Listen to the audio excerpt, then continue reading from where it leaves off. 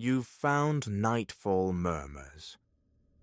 When day fades into silence, the world begins to whisper. Some stories come as murmurs, some as warnings, but they all come at night. Don't be afraid to listen, but never listen alone.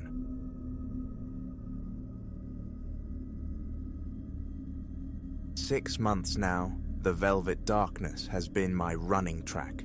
Suburbia sheds its skin at night, becoming a realm of profound quietude, stark vacancies. Street lamps bleed elongated, skeletal shadows onto lawns. Houses resolve into hulking silhouettes against the bruised twilight sky. My circuit winds through Cedar Ridge, a tract carved out in the 60s. Clone homes, identical stretches of grass, sentinel mailboxes lined up in obedient rows. I've learned the geography of its flaws. Every fissure in the pavement, the specific cadence of each territorial canine, the precise arc of porch lights that blink awake as I pulse past. That particular October Tuesday unfurled like any other. Air crisp, low 50s, the heavens swept clean. Ideal conditions, 3 miles melted behind me. The homeward stretch beckoned. Then I registered him. A man planted in the front yard of 316 Elm Drive.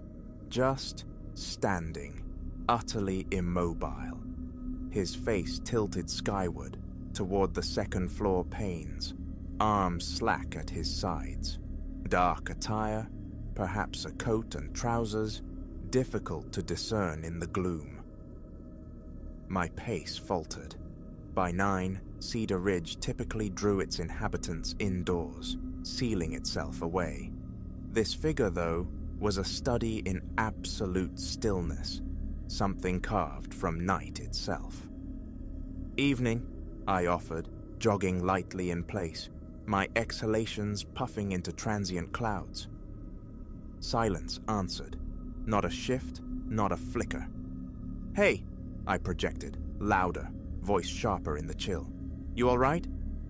Nothing. The man remained locked in his upward contemplation of the house. Its windows were vacant eyes, utterly dark. A different rhythm began in my chest, unrelated to exertion, an insistent thrum of wrongness, the profound inertia, the vacuum of sound, the sheer frozen aspect of him. It felt fundamentally incorrect. I edged nearer, hugging the sidewalk's concrete ribbon. "Sir, need any help?" The street lamp positioned behind him rendered his features illegible, a dark cutout against the weathered siding. Yet an unnerving conviction bloomed within me. He wasn't truly looking at the windows. His eyes, I felt with chilling certainty, were shut, or vacant, or something worse. A glacial chill traced my skin. The night seemed suddenly to possess weight, pressing down. The surrounding homes became silent crypts brimming with unseen things. Slowly I retreated, then pivoted and broke into a run. I didn't risk a glance back until 2 blocks had dissolved behind me. He remained, still gazing, still petrified. I devoured the remaining distance home, the key fumbling in the lock. A scalding shower followed, a futile attempt to wash away the unease, to tell myself it was foolishness. Some fellow admiring architecture, maybe. A realtor scouting, a former resident adrift in nostalgia. Rationality insisted on an explanation. But the wrongness clung, that unnatural stillness, the absolute lack of response, the way the shadows seemed to coalesce around his form. Morning light found me driving past 316 Elm Drive en route to work.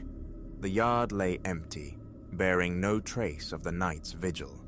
Neglected grass, paint flaking from shutters like sunburnt skin, the mailbox choked with yellowed circulars. I cut the engine, approached the front door. dust lay thick on the handle. Cobwebs festooned the corners. Dead leaves huddled against the foundation. Mrs. Gable, my neighbor, was out walking her terrier. I flagged her down. "Morning, Mrs. Gable. Quick one. Any idea who lives here?" Her brow furrowed. "Nobody, dear. Been vacant since the Ashworths left back in 19. Foreclosure, poor souls. Mr. Ashworth lost his position, couldn't manage the upkeep." My mouth felt suddenly arid. "No one's taken it on since? No interest?" "Agents say it needs a fortune sunk into it. Likely be torn down eventually," she said, gently tugging her dog's lead. "Why the curiosity?" "Just thought I saw someone in the yard last night." Her frown deepened into concern. "Couldn't have been. That place is sealed up tighter than a drum. I watch it like a hawk. Call the constabulary if any youngsters get ideas. Nobody's been near it in ages." I muttered thanks and retreated to my car, lingering, staring at those blind windows, the desolate patch of lawn where the figure had stood, sentinel. That night, the urge to abandon my run was strong, but yielding felt like surrender. Superstition holds no sway over me. Ghosts and ghouls are fiction. There had to be a mundane truth. I reversed my usual route, approaching Elm Drive from the opposite end, easing my stride as number 316 loomed. Vacant yard, just decaying leaves swirling in the wan light. A sigh escaped me, one I hadn't realized I was holding captive. Then, a flicker. Upstairs window, a shadow gliding past, so swift it might have been imagined. I stopped dead on the pavement, heart hammering, eyes fixed on the house. Silence reigned. No illumination, no sound but the dry rustle of leaves skittering across the derelict lawn. An impulse I couldn't name drew me closer, up the fractured driveway, past skeletal shrubs, onto the very spot the man had occupied. The grass lay undisturbed beneath my feet. No impressions, no evidence of presence. I tilted my head back, seeking what he had sought in those second-floor windows. Only darkness stared back through the grimy panes. A cold gust raised gooseflesh on my arms. The alleys between houses seemed to inhale, deepening their shadows. Turning to depart, I froze. Etched into the rough bark of the oak tree beside me, letters. Crude, jagged, as if gouged with a blade. "Come inside." The wounds looked startlingly fresh, pale wood weeping against the dark trunk. I ran, faster than ever before, lungs searing, legs trembling, not easing until my own streetlights embraced me. Sleep refused me that night. Images replayed. The static man, the raw carving, the phantom flicker in the window. Nothing aligned, nothing settled. The following morning, I contacted the police, reported a potential trespass at 316 Elm Drive, mentioned the man. An officer noted the details, promised a patrol. The call back came that afternoon. No indication of forced entry, premises secure. No footprints, no disturbance. Case closed. Driven by unease, I plunged into online archives, searching local news for the house, the Ashworths. Articles detailed the foreclosure, a sad but common narrative, delayed fallout from the old crash. Then, a buried detail snagged my attention. The bank struggled to offload the property due to its history. In 1973, A previous owner had annihilated his wife and 2 children within those walls before ending his own life in the basement. A grainy, monochrome photograph accompanied the article. Police leading a man from the front lawn. He wore dark clothes. His face was turned upwards, towards the second-floor windows. My hand began to shake. I snapped the laptop shut. A drive, I needed air, perspective. Inevitably, I found myself parked before 316 Elm Drive once more. Daylight stripped it of its menace, revealing only dilapidation, a structure resigned to demolition. But something was new. Distinct tire treads marked the gravel drive. Recent footprints marred the muddy patch near the porch steps. Someone had been here, very recently. Exiting the car, I followed the muddy trail. It led directly to the front door and stopped. The door itself was slightly ajar. Every rational thought screamed retreat, call the authorities, flee. Instead, I pushed. It swung inward on a protracted, mournful groan. The entryway was a dim cavern. Dust motes danced in the slanted beam of sunlight slicing through the opening. The air hung thick, stale, laced with the scent of decay. "Hello?" My voice felt small, swallowed by the stillness. "Anyone home?" Only the infinitesimal creaks and sighs of an old house settling into its bones answered. Phone out, flashlight app engaged, I swept the beam across peeling floral wallpaper, vacant rooms, bare floors littered with dust and brittle leaves. Footprints, clear in the grime, led towards the staircase. I ascended, each tread protesting my weight. The second floor felt perceptibly colder, darker. The footprints marched down the hallway, terminating at a closed door. Sweat slicked my palms. My heart battered my ribs. Primal instinct shrieked, "Run!" My hand reached for the knob. Before contact, it turned. The door eased open, releasing a rush of frigid air. The room beyond held only a single chair, positioned to face the windows. The same windows that had held the man's unblinking focus. Seated in the chair, silhouetted against the weak light, was a dark form. "Hello?" The word emerged as a strangled whisper. The figure remained inert. One step closer, then another. Floorboards whined. My flashlight beam found the chair. Empty. A soft scuff sounded behind me. I whirled. He stood framed in the doorway. Dark clothes, head slightly upturned, eyes closed. No, not closed. Gone. Smooth, blank integument stretched where eyes should have been. A scream tore from my throat as I lunged past him. His hand darted out, seizing my arm. His touch was arctic. "Welcome home," rasped a voice like desiccated leaves crunching underfoot.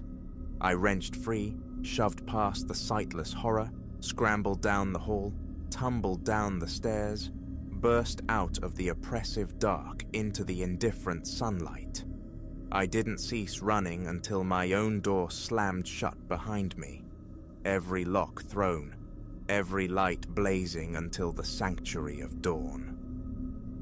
The police returned, patient but weary. They found nothing. No forced entry, no footprints inside, the front door securely shut. They gently suggested nocturnal exertion might be affecting my perceptions, recommended rest, perhaps discussing stress management. 3 months later, I sold my house. Moved into a high-rise apartment downtown. My running now happens on a treadmill, under the sterile fluorescence of a gym. Yet sometimes, in the deep hours of the night, my thoughts drift back to 316 Elm Drive, her to the figure in the yard, to the unanswered question of what awaited in that upstairs room. And sometimes, when sleep evades me, I gaze from my window at the sprawling city lights below. Far down, on the pavement, stands a solitary figure, face tilted towards my window, arms pendant, utterly still, waiting.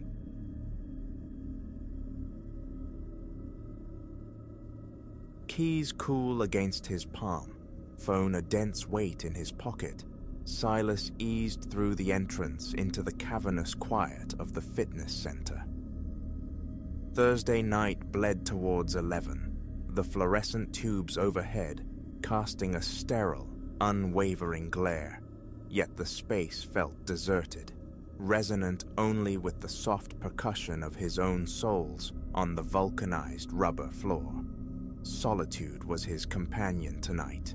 10 minutes prior, the last paying customer had departed, the tumblers clicking satisfyingly as he'd secured the main door. His ritual awaited, the methodical wipe down of steel and vinyl, the purging of bins, the silent inventory of iron and cable before plunging the place into darkness. It was a modest domain, parallel rows of resistance machines, a constellation of free weights, the skeletal geometry of a squat rack tucked in one corner, a bench press altar, a trio of treadmills standing sentinel. Utterly mundane, nothing inherently sinister. Yet a disquiet had taken root in these late hours recently, a prickling awareness that hummed beneath his skin even now, barely 2 steps inside. His first act, now ingrained habit, was to silence the wall-mounted speakers. Their usual low thrum of innocuous pop felt grating, a distraction from the meticulous cleansing ahead. More than that, he needed the silence, needed to listen for Deke again, the anomaly that had punctuated the quietude several times this past week. Music extinguished, the air filled with the low electric drone of the overhead lighting. The atmosphere felt curiously dense, heavy. Perspiration slicked his brow, a residue from demonstrating lunges to the final client. He hefted the disinfectant spray, its plastic cool in his grip, and approached the nearest treadmill. Its rubber track bore the dusty imprint of the day's exertions. A spritz, the drag of the rag across the surface. As he meticulously cleaned the machine's edges, a faint metallic ping resonated through the stillness.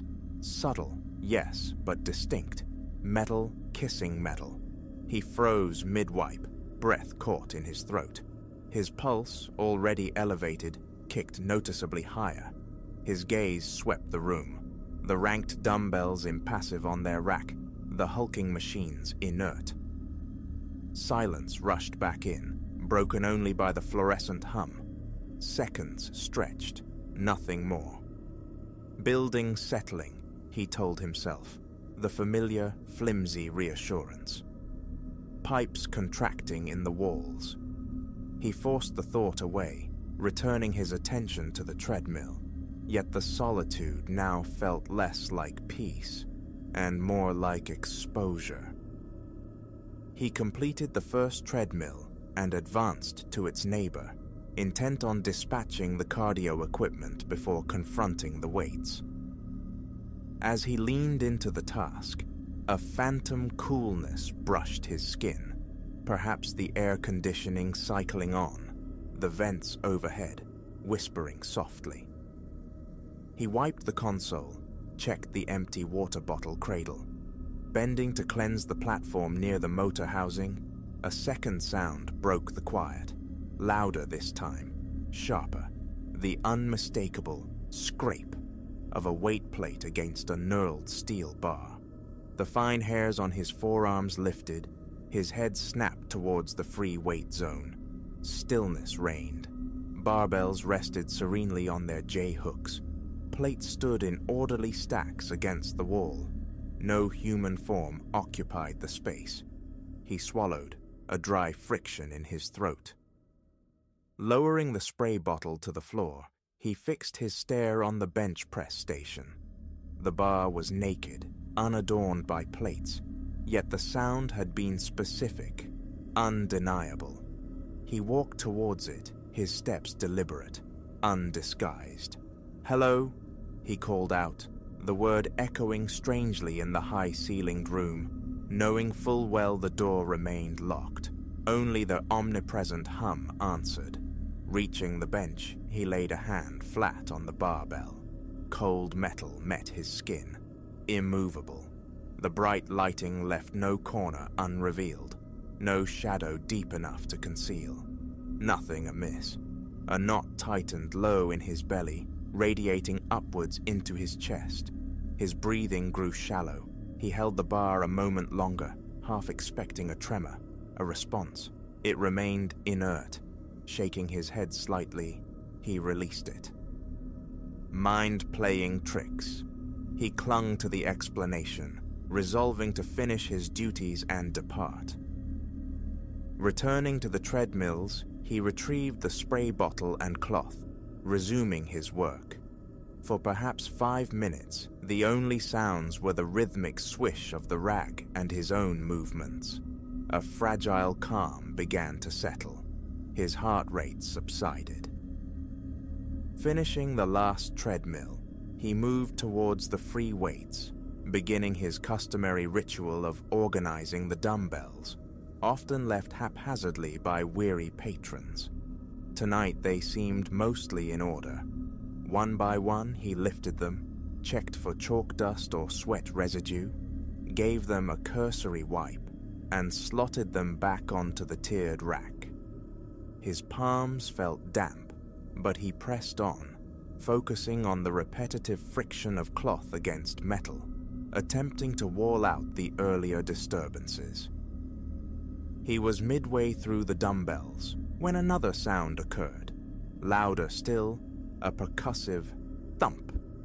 Not the violent crash of a dropped weight, but a softer, deliberate placement. His head whipped around, eyes darting to the bench press, then the squat rack, bars motionless, plates aligned, no errant discs on the floor, everything in its designated place. Yet the sound lingered in his ears, distinct, irrefutable. His pulse surged anew. A tremor started in his hands, making him grip the rag tighter. He strode over to the squat rack, examining the stacked plates on its storage pegs. He lifted a 20-kilo disc slightly, letting it settle back against the metal peg. A similar resonance, but not identical. His gaze swept the entire expanse again. Vacant. His shoulders bunched towards his ears. He ran his tongue over suddenly dry lips. Outside noise. The street bordering the gym's rear wall had a chain-link fence. Occasionally, vagrants passed with rattling carts, but the side service door was shut, bolted. Those external sounds were usually muffled, originating from the alley, not echoing sharply swordos within the weight room itself.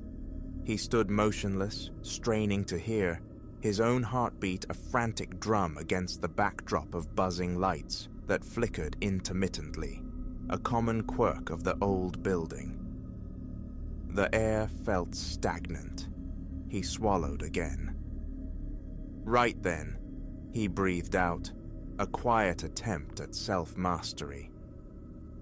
He returned to the dumbbells, methodically racking the last few. A quick final survey confirmed their order. Next, the resistance machines lining the far wall. Lat pull-down, chest press, leg extension, a silent assembly.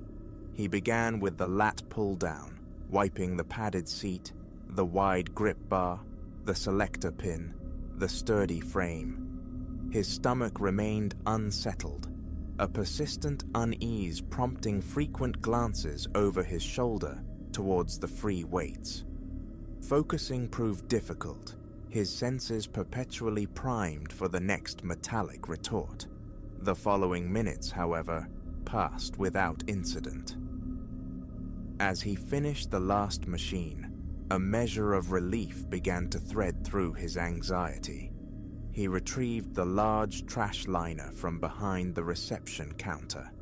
The crinkle of the plastic and his footfalls were the only sounds disrupting the profound stillness. He made his rounds, gathering discarded paper towels, empty supplement sachets, used disinfectant wipes from the small bins positioned near each station. The gym remained static, inanimate. He almost convinced himself the noises had been benign, mere structural groans or echoes from beyond the walls. Tying off the heavy bag, he carried it towards the entrance, planning to leave it for morning pickup, and headed towards the reception desk, where his phone, cleaning supplies, and the key to the back storage closet resided.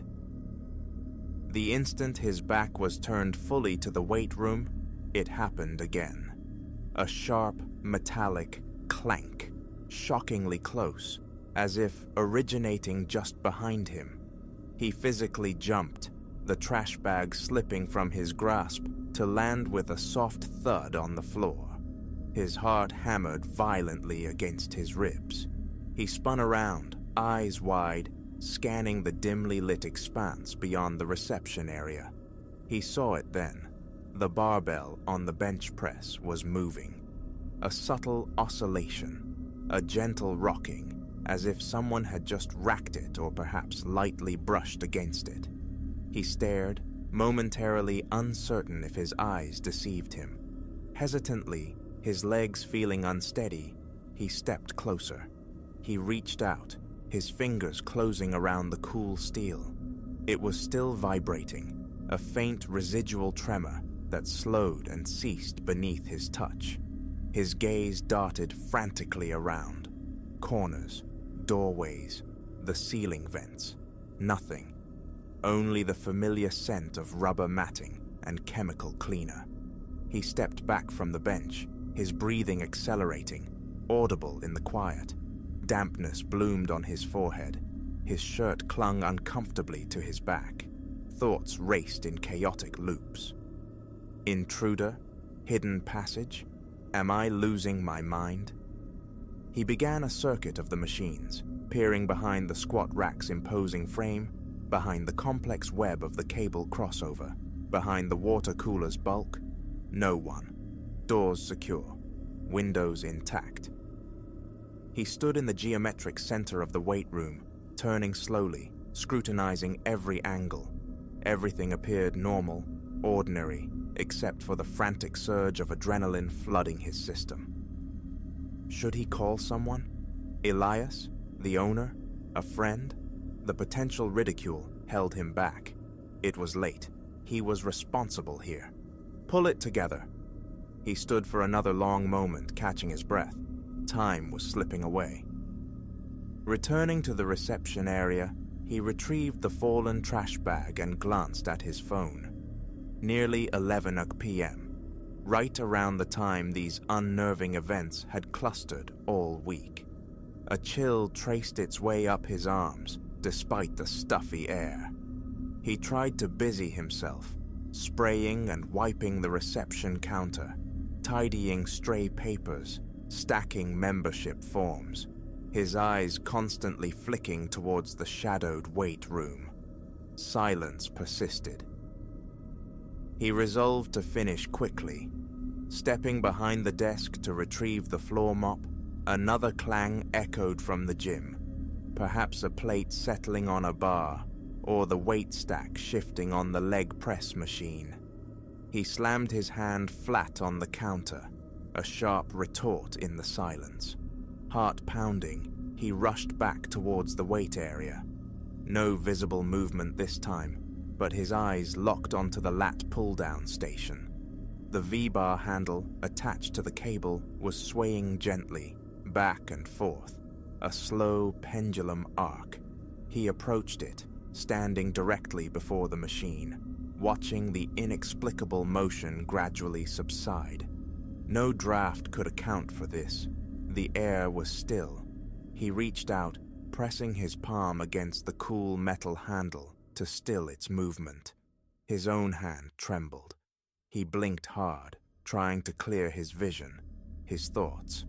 Breathing raggedly, a constricting tightness gripped his chest, making each inhale feel insufficient.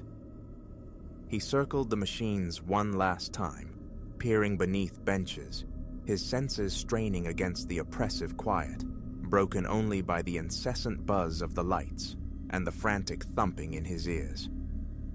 The place was undeniably empty, yet the feeling of not being alone was overwhelming. Mop quickly, then leave. That was the only plan now. He fetched the mop and bucket, walking to the far end of the gym near the treadmills, his footsteps echoing unnervingly. He plunged the mop head into the sudsy water, wrung it out, and began the mechanical back and forth across the rubber flooring. The acrid scent of cleaning fluid stung his nostrils. He tried to concentrate solely on the task, on the rhythmic scrape of the mop. The minutes dragged.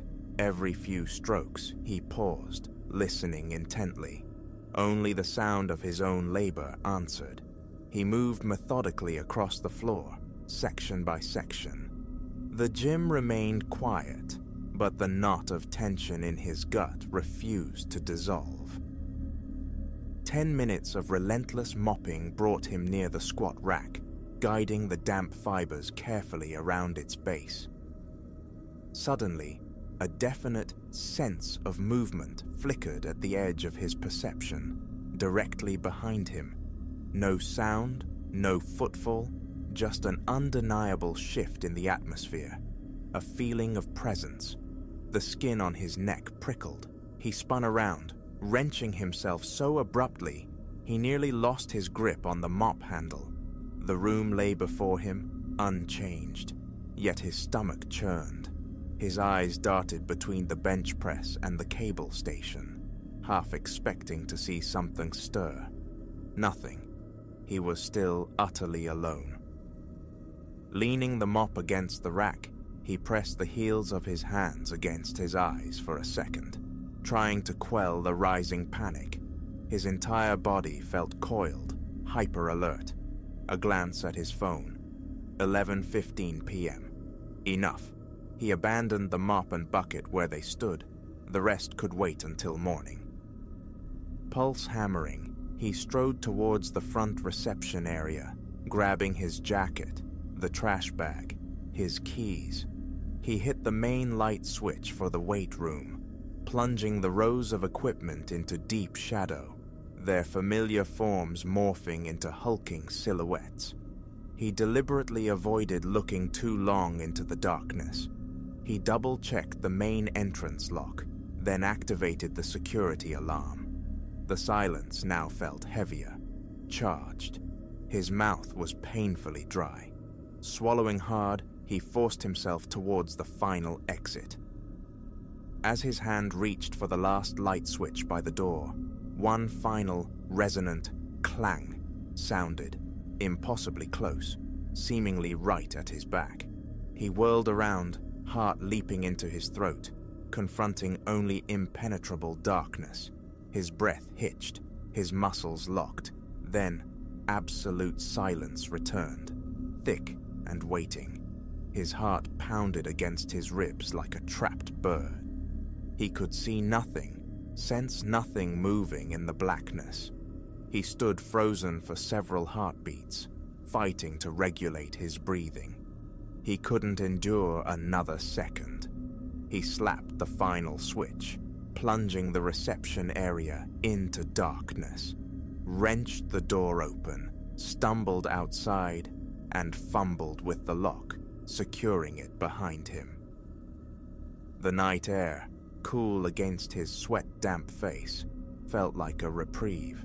His hands shook so violently that his keys slipped from his grasp, scattering on the pavement. He stooped to retrieve them, his gaze drawn back to the gym's dark glass facade. Nothing visible within, but his skin crawled nonetheless. He took several deep, ragged breaths. The street was deserted, a faint breeze stirring litter in the empty parking spaces. His chest remained tight, his mind a chaotic whirl of unanswered questions. He wasn't going back inside tonight. He reached his car, the engine turning over reassuringly.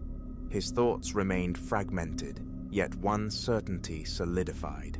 Late at night, alone in that space, something else was present. It wasn't the building settling, not the HVAC system. It felt deliberate, like unseen hands interacting with the equipment. As he pulled away from the curb, his eyes instinctively scanned the gym's darkened windows, half expecting a fleeting shadow. Nothing appeared, but the unnerving sensation clung to him, a cold passenger on the drive home. He gripped the steering wheel, knuckles white, focusing intently on the road ahead, his body still thrumming with residual fear. Tonight had been the most pronounced, the most undeniable. Tomorrow he would have to return, to face the silence and whatever lurked within it. For now, the sanctuary of home, of locked doors and bright lights, beckoned.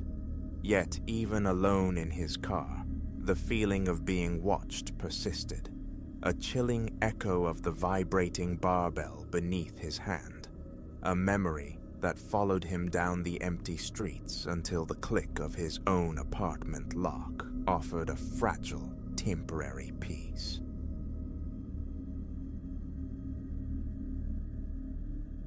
The initial ring felt like static, a stray signal crossing wires meant for someone else.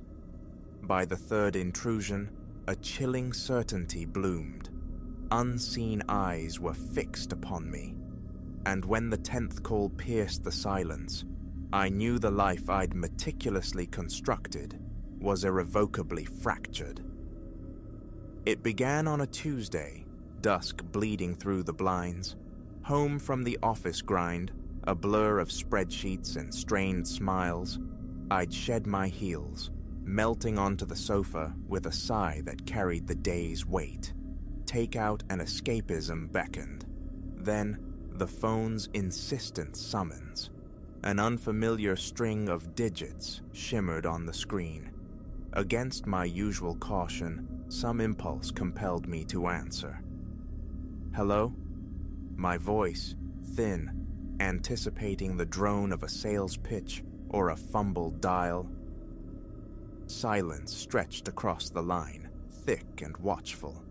Just as my thumb hovered to disconnect, a voice emerged, warped and synthesized, like rusted gears grinding. "Ilara," it rasped, "Crimson suits you today." A paralysis seized me. My blouse, a deep shade of red, felt suddenly conspicuous. A target. How? "Who is this?" The demand was sharp, laced with a burgeoning panic that tightened my chest. The line clicked dead. I remained motionless, the phone cold against my ear. Coincidence? A tasteless prank orchestrated by colleagues? A deeper instinct recoiled from such simple explanations. Rising, I drifted towards the window, parting the heavy curtains just enough to scan the street below. Lamplit normalcy prevailed. Parked cars gleamed faintly. A silhouette walked a dog, the quiet pulse of my suburban enclave. Yet, a sinister undercurrent now tainted the scene. I secured the deadbolts, checked the window latches, the familiar clicks echoing too loudly in the sudden quiet. My fingers trembled, dialing Chloe. "Hey," I began, trying to sound casual when she answered. "Did you, or maybe someone at work, pull a prank call just now?" "What? Ilara, no. Why on earth?" Confusion colored her tone. I recounted the call, the unnerving detail about my blouse. Chloe listened, her silence growing heavy. "That's deeply unsettling," Ilara. Perhaps you should notify the authorities." The thought flickered, but what concrete evidence did I possess? A bizarre phone call. They'd likely advise blocking the number, dismiss it as harmless disturbance. I attempted to banish the unease. Food arrived, the television flickered to life, but the synthetic voice lingered. An hour crawled by. The phone shrilled again, the same unknown caller. I let it ring, 4 beats, 5, then silence. A notification illuminated the screen immediately after. "Why the silence, Ilara? Disinclined to converse?" My breath hitched.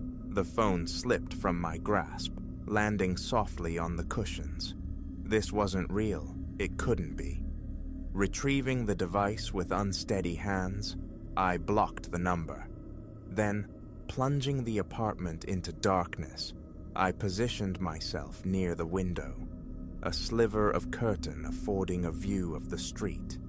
Nothing. No lurking figures, no idling vehicles. Still, the sensation of being observed, a prickle on the back of my neck, refused to dissipate. Sleep offered no refuge. Each creak of the floorboards, every gust of wind rattling the panes, sent jolts of adrenaline through me.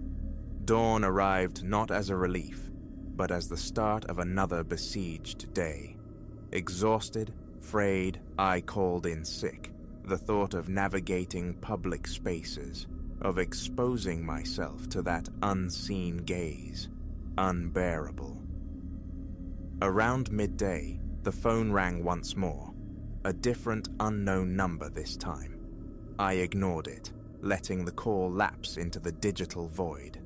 Voicemail alert. Then a text. "Staying indoors today, Ilara. Prudent, but concealment is only temporary." A strangled cry escaped me as I hurled the phone. It struck the far wall with a sharp crack before skittering across the floorboards. Madness. Sheer madness. How did they know I hadn't left? Were microscopic lenses embedded in my walls? Was someone perched in an adjacent building, binoculars trained on my window? The following hour became a frantic, futile search, peering behind pictures, tapping walls, inspecting vents. Nothing. The absence of discovery offered no comfort, only deepened the paranoia. The digital assault persisted throughout the day. Each call, each text, peeled back another layer of my privacy, wielding intimate knowledge like a weapon. "That pizza you ordered last night smelled delicious. Perhaps we could share one soon. Your mother would be so profoundly disappointed if she knew about your indiscretion last summer. I wonder if your superiors are aware of those sensitive files you accessed after hours." How? The pizza, perhaps explainable by direct surveillance. But my mother's potential judgment? The specifics of my after-hours digital footprint? This transcended casual observation. It spoke of burrowing deep into the bedrock of my life. By evening, I was unraveling, unfed, unwashed, pacing the confines of my apartment like a caged animal, startled by every phantom noise. Then came the final summons. This time, when my trembling fingers accepted the call, the voice was clear, devoid of distortion, smooth, cultured, laced with an unnerving calm. "Hello, Ilara," it said. "I believe it's time we transitioned from the virtual to the tangible, don't you?" "Who are you?" I whispered, the question barely audible over the frantic drumming in my ears. "What is it you want?" A low chuckle resonated through the line, a sound that feathered ice down my spine. "Oh, Ilara, The question isn't what I want from you. It's what you are going to do for me. I'm contacting the police, I bluffed, striving for a strength I didn't possess. No, he replied, his tone unwavering. You won't, because initiating such contact would compel me to disseminate some rather delicate information to certain interested parties. Information concerning the true circumstances surrounding your father's company, concerning the actual destination of those misplaced funds. The blood turned to ice water in my veins. That secret, the one buried beneath years of careful obfuscation? Impossible. What do you want? The words were heavy, tasting of defeat. Rendezvous at the corner of 5th and Main. 1 hour, he commanded. Attend alone. Failure to comply will precipitate profoundly unpleasant consequences for you, and for those you hold dear. The connection severed. I stood frozen, thoughts colliding in a chaotic storm. Flight? Where could I possibly vanish that his reach wouldn't extend? The authorities? His threat, delivered with such chilling certainty, paralyzed me. Ultimately, only one path seemed navigable. I retrieved a pen, paper, scrawled a hasty account of everything, sealed it in an envelope addressed to Chloe, leaving it starkly visible on the kitchen table. Keys in hand, I stepped out into the night. The city streets were subdued, slicked with a fine misting rain that cast halos around the streetlights, lending the familiar urban landscape a spectral, dreamlike quality. I parked a block away, the final steps toward the designated corner, measured by the frantic thudding of my own heart. Beneath the sodium glare of a street lamp stood a figure, tall, impeccably dressed, salt and pepper hair, framing a face with a neatly trimmed beard. He projected an air of avuncular success, a stark contrast to the monstrous image conjured by his voice. A smile touched his lips as I approached, though it never reached his eyes. Those remained glacial, appraising. "Ilara," he greeted, extending a hand. "A genuine pleasure to finally make your acquaintance." I ignored the offered hand. "What do you want?" My voice was a threadbare whisper.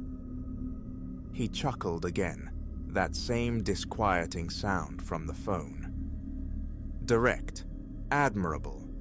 What I require, Ilara, is quite straightforward. Your particular talents, applied to a small venture of mine."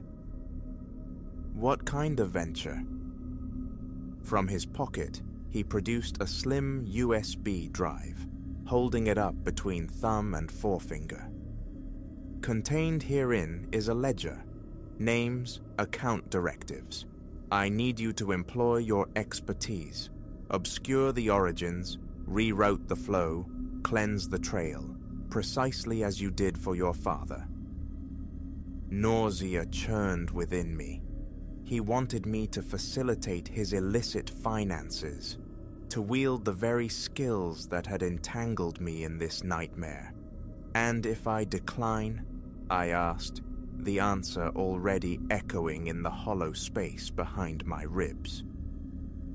His smile acquired a predatory edge. "Then the calls commence, to the constabulary, to your firm, to your dear mother. Imagine her reaction, learning the true nature of her daughter." I squeezed my eyes shut, the walls of the trap closing in. This was the reckoning, the moment the carefully buried past erupted into the present.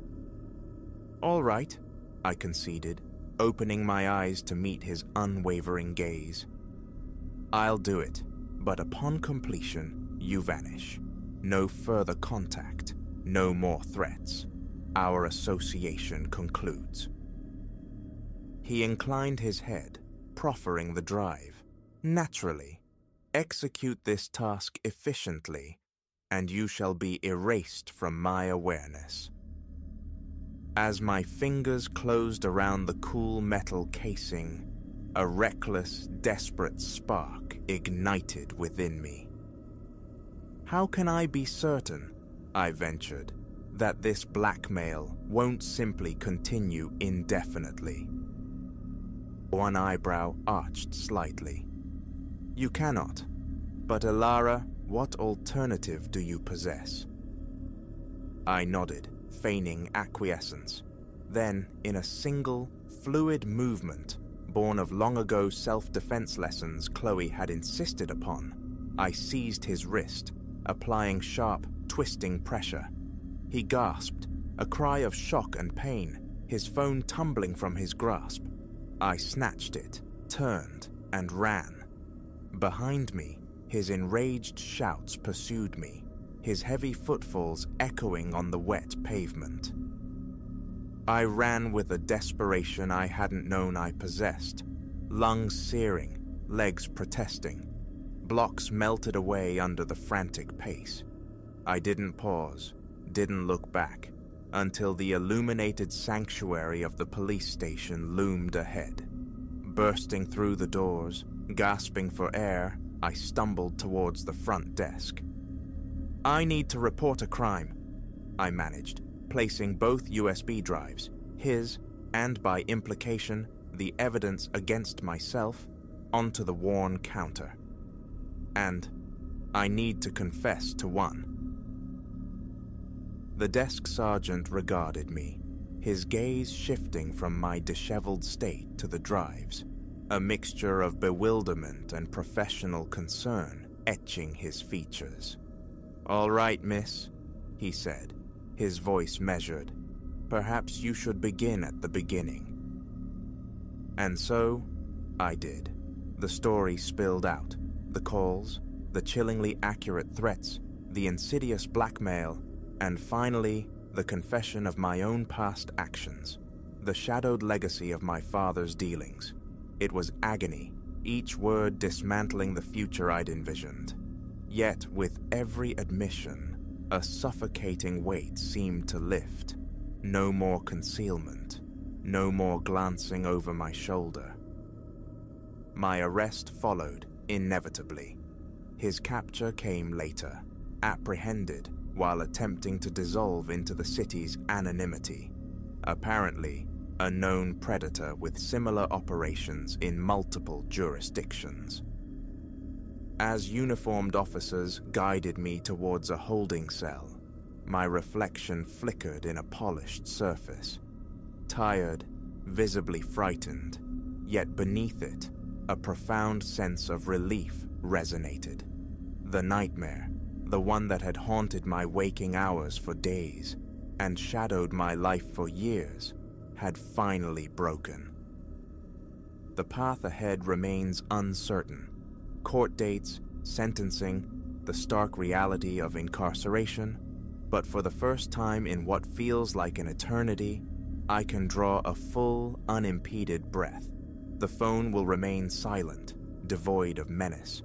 The shadows will no longer harbor unseen watchers. I am not free, not in the conventional sense. Yet, paradoxically, I have never felt such profound liberation. The only voice demanding an answer now is my own.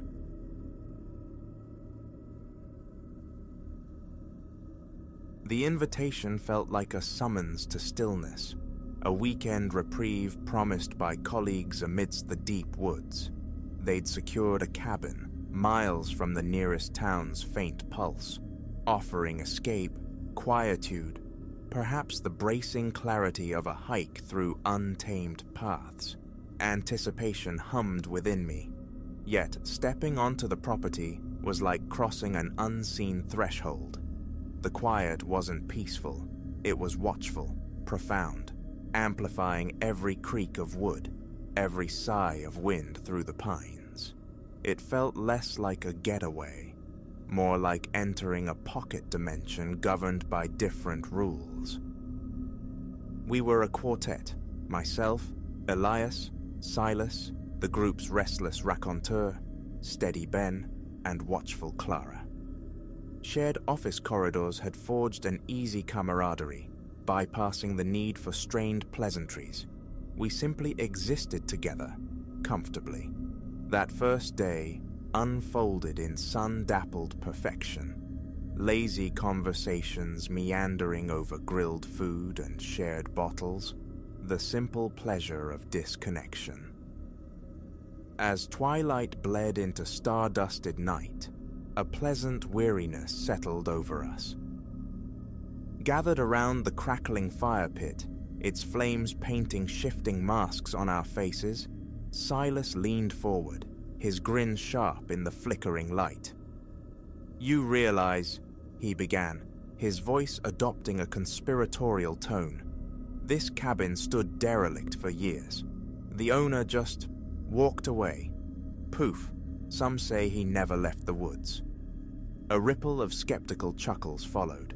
Silas thrived on unsettling narratives, a connoisseur of the creepy anecdote. But tonight, an unfamiliar gravity underscored his words. "No, seriously," he pressed, his voice lowering, drawing us closer.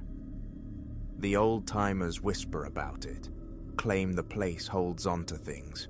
They hear noises after dark, strange sounds. People have gone missing out here." "Sure they have, Silas," Ben retorted, a dismissive eye roll accompanying his words. Clara, however, drew her jacket tighter, a visible tremor running through her. "Could we maybe shelve the ghost stories? Being this far out is enough," she murmured, her gaze darting towards the impenetrable wall of trees encircling us. We laughed, steering the conversation towards lighter shores, yet Clara's unease lingered, a palpable thing in the cooling air. I didn't credit Silas's tale, not truly, but the nocturnal woods possessed an undeniable presence, a sense that solitude was merely an illusion. Eventually, the fire dwindled and exhaustion claimed us. The cabin offered 2 sleeping chambers. Ben and I took one, Silas and Clara the other. Sleep found me swiftly, pulling me under like a tide. But the deep velvet of night was torn, sometime in its vast middle, by an awakening. Confusion fogged my senses. The room was an absolute void, save for Ben's soft, rhythmic snoring from the adjacent bed. I lay still, adrift between sleep and awareness, straining against the darkness. And then I perceived it, a delicate, rhythmic sound from beyond the window. Tap, tap, tap. A chill prickled my skin. My heart commenced a frantic drumming against my ribs. It was faint, almost tentative, like the drumming of fingernails on glass. A glance confirmed Ben's slumber remained undisturbed. Reason insisted it was a branch, wind-tossed debris. Yet the sound possessed an unnerving regularity, a deliberate quality that belied natural causes. Tap, tap, tap. Slow, methodical, as if its source was aware, patient. I remained frozen, listening, logic battling a rising tide of primal fear. After an eternity compressed into minutes, the tapping ceased. A ragged breath escaped me. Imagination, I told myself fiercely. Just the woods playing tricks. But as I tried to coax sleep's return, the unshakable conviction that we were being observed settled heavily upon me. Morning light brought a fragile sense of normalcy. Over lukewarm coffee, I recounted the nocturnal disturbance. Silas, predictably, seized upon it. "See? Told you this place had a vibe," he declared, though his grin seemed a touch forced. Clara's face drained of color. "Elias, you're not joking?" she asked, her eyes wide. I attempted nonchalance, shrugging. "Probably nothing. Wind, a branch tapping, you know." But her apprehension remained, a stark contrast to the bright morning. For the remainder of the day, she clung to the cabin's immediate vicinity, refusing any foray deeper into the surrounding wilderness. A pang of guilt struck me for voicing my experience, yet a persistent, nagging feeling that something was fundamentally wrong wouldn't leave. That evening, an unspoken tension urged us towards an earlier bedtime. We retreated to our rooms, cloaked in a strained silence, each harboring a private dread. I lay in the oppressive darkness, senses hyper-alert, straining against the quiet, half expecting the sound's return. Around midnight, it began. Tap, tap, tap.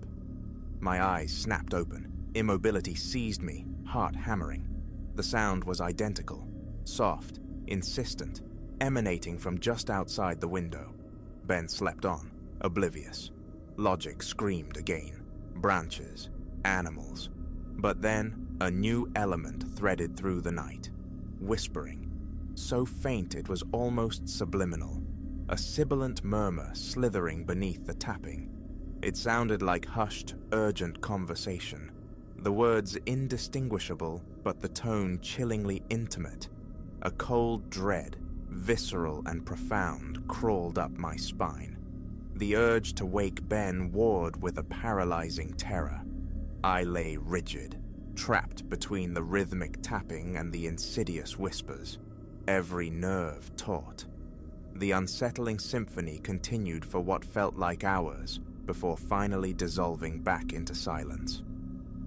Sleep, when it eventually came, was shallow and troubled, haunted by unanswered questions. The following morning, I shared the full account with Silas and Clara. Terror sculpted Clara's features.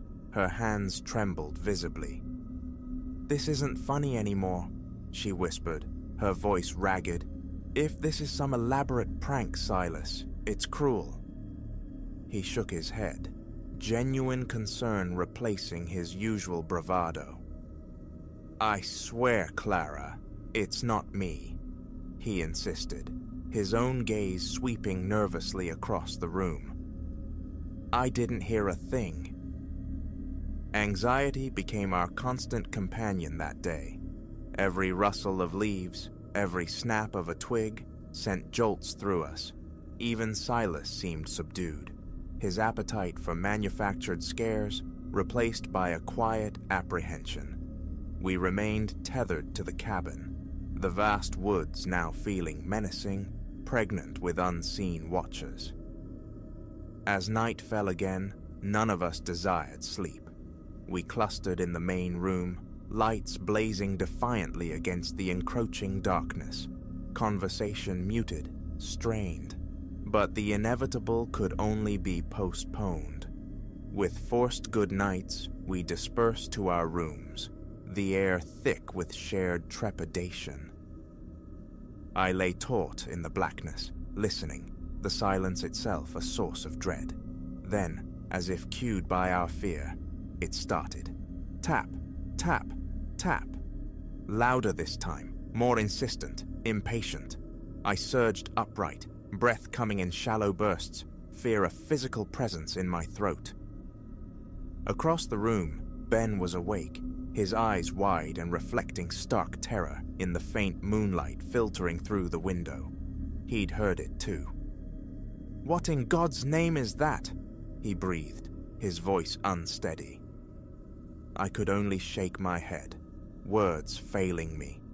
The tapping persisted, a relentless, maddening rhythm against the glass. Then the whispering returned, amplified, clearer now, as if the speaker pressed close against the pane, murmuring unintelligible invitations, rasping our names just beneath the threshold of understanding. An icy certainty gripped me. We had to escape. My hand clamped onto Ben's arm, hauling him towards the door. We stumbled into the hallway, erupting into Silas and Clara's room. They were both bolt upright, faces bleached with fear. "We're leaving," I managed, the words barely audible. Now! There was no argument, only frantic action. We snatched essential belongings, shrugged into coats, and fled the cabin's oppressive atmosphere, plunging into the disorienting darkness outside without a backward glance. The ancient trees loomed like silent judges. Getting away, putting distance between us and that place, was the only imperative. As the car roared to life and sped down the gravel track, the sounds of tapping and whispering seemed to cling for a moment before finally receding into the vast, indifferent woods. Silence returned to the car, heavy and absolute, each of us submerged in the chilling residue of the night. We never spoke of returning.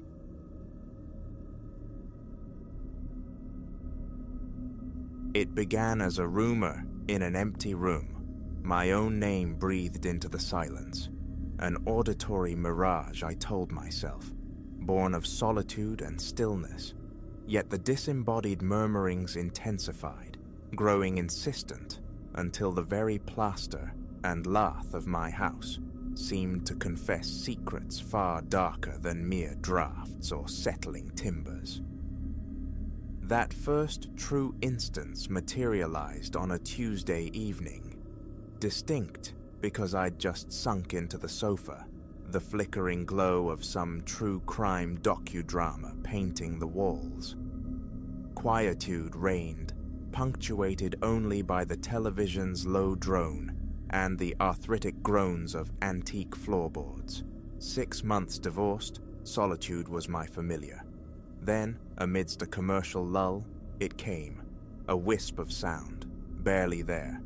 Eleanor, my name, fragile as exhaled frost.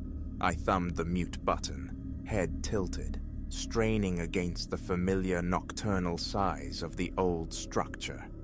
Nothing. Imagination, surely, frayed by the show's grim narratives. Such things made phantoms of shadows. But the phantom returned the following night, and the night after. My name, a silken thread drawn from disparate corners. The kitchen's shadowed archway, while I occupied the living room. The upper landing's gloom when I stood before the bathroom mirror. Always solitary, always just beyond sight's edge. Rationalizations bloomed. Wind whistling through unseen fissures, mimicking speech. A neighbor's broadcast bleeding uncannily through the shared brickwork. Feeble shields against a growing dread. Days bled into weeks, the whispers shedding their ambiguity. They sharpened, gained clarity, and within that clarity, a resonance stirred, an unsettling familiarity I couldn't anchor. Empty spaces became territories to avoid. Music or television became constant companions, sonic barriers against the encroaching silence. I acquired a white noise generator, its mechanical shushing a desperate hope for uninterrupted sleep. Futile. The voice, it seemed, fed on the static, amplifying its pleas. It began weaving new words into its repertoire. Help me. A desperate spectral entreaty. And later, chillingly, I am coming. Tentatively, I broached the subject with friends, cloaking my terror in casual anecdotes about old house quirks. Their laughter echoed hollowly, their tales of groaning pipes and settling foundations paling against the specific, personal nature of my haunting. Driven to desperation, I contacted a collective of local paranormal enthusiasts.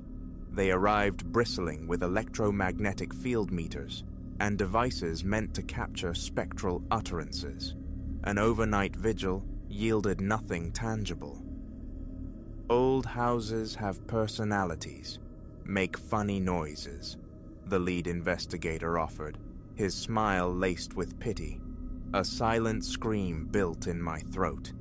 These weren't funny noises. This was a voice. It knew my name. Months crawled by, each marked by eroding sanity. Sleep offered no refuge. Concentration fractured. Every moment within those walls became a taut wire of hyper-awareness, ears perpetually strained for the next whisper, the next disembodied call. Then came the night the foundations of my reality crumbled. Dragged from a shallow, fretful slumber, I heard my name, not whispered, but shrieked, an explosion of agony and terror erupting from the air directly beside my bed. I lurched upright, heart hammering against my ribs, fumbling for the lamp switch. Light flooded the room, revealing predictable emptiness. But standing there, trembling, my gaze snagged on the dresser mirror. Condensation bloomed on the antique glass, and within it, as if traced by a fleeting breath, 2 words shimmered: "Remember me." And abruptly, terrifyingly, I did. The elusive familiarity of the voice, the persistent echo. It wasn't just familiar, intimate. The voice was mine. A dam of suppressed memories burst. This house, my childhood sanctuary, the accidents, the brushes with oblivion, water closing over my head in the bathtub's porcelain depths, the frayed lamp cord spitting blue sparks inches from my curious fingers. Each time, a last-second salvation I'd attributed to blind luck. But it wasn't luck, it was me.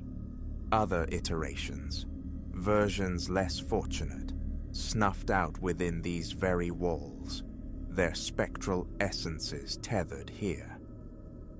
As this devastating comprehension settled, the whispers erupted into a deafening chorus. Dozens of voices, all echoes of my own, clamoring from every corner, pleading, warning, weeping in unending torment. I collapsed, overwhelmed by the cacophony of my own lost possibilities ricocheting through the house. How could I have forgotten? How had the currents of life, the undertow of divorce, pulled me back to this place, this repository of near fatalities? A sliver of understanding pierced the chaos. Some subconscious fragment had known, had steered me back, yearning for remembrance. The other Eleanors, the ones extinguished, had been trying to reach me, to warn me. Dawn fractured the darkness, bringing fragile clarity. I couldn't remain, couldn't coexist with the constant spectral reminders of my own fragile mortality. Yet abandoning them felt wrong. These echoes, these lost selves, they deserved release. Weeks turned into a feverish delve into the property's history. I unearthed faded records, local folklore. The house stood upon the site of an ancient well, filled in, forgotten. Legends whispered it was a thin place, where the membrane between worlds grew porous. This knowledge led me not to another team with gadgets, but to an old woman dwelling on the town's periphery, spoken of in low, reverent tones. She arrived, her gaze ancient and penetrating, absorbing the house's atmosphere. The moment she stepped across the threshold, a sharp intake of breath escaped her. "Ah, child," she murmured, her voice thick with an unexpected sorrow. "Such a weight you carry." For hours she traversed the rooms, her lips moving in soft, guttural chants I couldn't decipher. The whispers reacted, swirling into an agitated vortex of sound around us. Yet the old woman remained steadfast, her voice rising, a resonant counterpoint to the spectral discord. As dusk painted the windows in hues of bruised plum, a palpable shift occurred. The frantic whispers softened, faded, then ceased entirely, and profound peace descended, lifting an invisible pressure I hadn't fully registered until its absence. The medium turned, her aged eyes luminous with unshed tears. "They are quiet now," she stated softly. "The possibilities have found their way, but they left a message for you." I held my breath. "They bid you to live," she relayed. "Live fully for all of them. Embrace the life they were denied." That night, sleep came deep and undisturbed, the first time in what felt like an eternity. No whispers, no phantom screams, only the profound silence of a house finally, truly, at rest. Morning saw me contacting a realtor. I couldn't stay, haunted not by spirits, but by the stark memory of what had been, what might have been. Packing became a ritual, imbued with a startling sense of purpose. I hadn't merely been given a second chance. I carried the weight and privilege of countless chances, each secured by a version of myself, swallowed by fate. I owed them this life. Locking the door for the final time, a faint sound brushed my ear, almost imagined. Not my name, just 2 syllables carried on the quiet air. "Thank you." A smile touched my lips, a wave of closure washing through me. The voices were gone, their legacy etched into my resolve. Live. Live for us all. And that is precisely what I intend to do.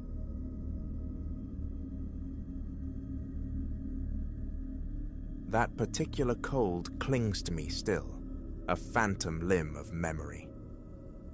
Late afternoon sun bled weakly through the grimy panes as I toiled alone in the subterranean confines, wrestling the old storage vault into something resembling a workshop.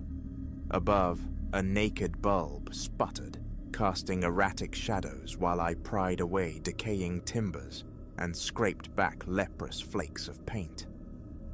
Sweat traced paths through the grime on my temples. My hands were coarse with dust, my work clothes saturated with the scent of damp earth and ancient mildew. It was nestled in a corner, shadowed by a low-slung beam, that I first saw it, a hairline fracture bisecting the rough-cast concrete wall. Innocuous at first glance, just a fragile scar on the aged surface. Yet when my fingertips grazed its length, an impossible, arctic exhalation ghosted against my skin, sharp as freezer burn. The fine hairs on my forearms stiffened. Drawing nearer, I pressed my ear to the cold stone. That's when the sound reached me. A voice, a subterranean murmur, thick and indistinct, yet shaping my name. I recoiled, a frantic drum against my ribs. Tss. Name, breathed syllable by slow syllable, as if savored on an unseen tongue. I silenced the sander, straining to listen. Behind me, only the furnace's low thrumming and the muted growl of traffic, filtering through the narrow casement window. But from the fissure, the whisper returned, fainter this time, withdrawn into the wall's depths. It spoke of things known only to me, intimate fragments of my past, the precise year I'd sought refuge in this house, the unspoken reason Liam's calls went unanswered. My tongue felt like lead. A single bead of perspiration tracked down my neck, disappearing beneath my collar. Acoustic mirage, I insisted silently, perhaps the labyrinthine plumbing carrying echoes from elsewhere. This house, inherited from my Aunt Ilara, a woman remote, veiled in privacy, whom I'd scarcely known, had always felt watchful.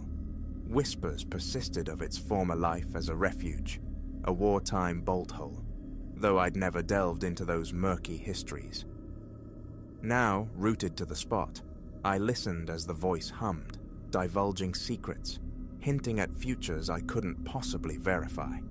A tempest due next Thursday, it promised. a stranger rapping at my door precisely at midnight. Its pronouncements were unnervingly certain, sometimes mimicking my own voice with such fidelity that the distinction blurred within my own skull. Respite was essential. I retreated from the wall, taking the narrow stairs 2 at a time. In the kitchen's relative brightness, I gulped water, lungs heaving, forcing logic upon myself. Voices from a crack? Absurd. Exhaustion, surely. The solution was simple. Seal the fissure. Entomb it behind mortar. Forget its existence. Yet, descending once more, trowel and compound clutched in my hand. The very air felt altered. The basement seemed to constrict, the atmosphere thick, cloying, as if the walls themselves held their breath. Kneeling by the crack, I aimed my flashlight into the breach. The beam snagged on something peculiar, a subtle, oily luminescence deep within the fissure, like polished metal or slick, wet obsidian. I leaned closer, squinting, but the darkness yielded little beyond a few inches. With grim determination, I began forcing filler into the gap, pressing it deep, resolute on locking away whatever resided behind the concrete. The instant the compound made contact, the voice surged, louder now, straining against the nascent barrier. It jibed, it taunted, adopting my own cadence, my inflections, hurling back phrases I muttered only in solitude during bleak moments, weaponizing my private doubts. My hand trembled violently. A sudden, focused expulsion of frigid breath blasted from the crack, slicing through my shirt, stealing my own breath in a gasp. I stumbled backward, the task abandoned, half finished. That night, sleep offered no sanctuary. I dreamt of entities devoid of countenance wandering my upstairs hallway. Their heads, smooth and ovoid like polished river stones, hovered above my bed, reaching with limbs like articulated reeds, fingers unburdened by bone. I awoke drenched in sweat, my chest tight, convinced I could still feel the phantom graze of their touch. 3 a.m. Sleep was impossible. I paced the living room until dawn pierced the gloom, the voice and the crack replaying in my mind. The house's silence pressed down, immense and suffocating. I realized then that true relaxation had eluded me since beginning work in those depths. The following afternoon, I employed a different strategy. An old, heavy bookshelf was wrestled into position, wedged firmly against the wall, obscuring the crack from view. Out of sight, out of mind. But the moment it settled, a distinct pressure bloomed at the base of my skull. The voice recommenced, muffled by the barrier but no less insistent. It recounted unverifiable, yet chilling details. Anecdotes about individuals long absent from my life, small buried humiliations, choices steeped in regret. Then it shifted to prognostication, my tools succumbing to rust, a pipe destined to burst in the upper bathroom, a letter bearing ill tidings soon to arrive. It rattled off these predictions with unwavering, dispassionate confidence. I fought to disregard it, immersing myself in mundane repairs, replacing loose treads on the staircase, testing the circuit breakers, clearing away spectral cobwebs. But the voice infiltrated my consciousness, sometimes so subtly it felt like my own internal monologue, other times rising to a demanding chant, a mocking sing-song iteration of my name. Behind a forgotten crate, I unearthed a tome bound in cracked hide. Inside, Aunt Elara's wavering script detailed notes about the house's previous occupant, a relative entirely unknown to me. She wrote of an anomalous portal in the basement wall, mortared shut decades past.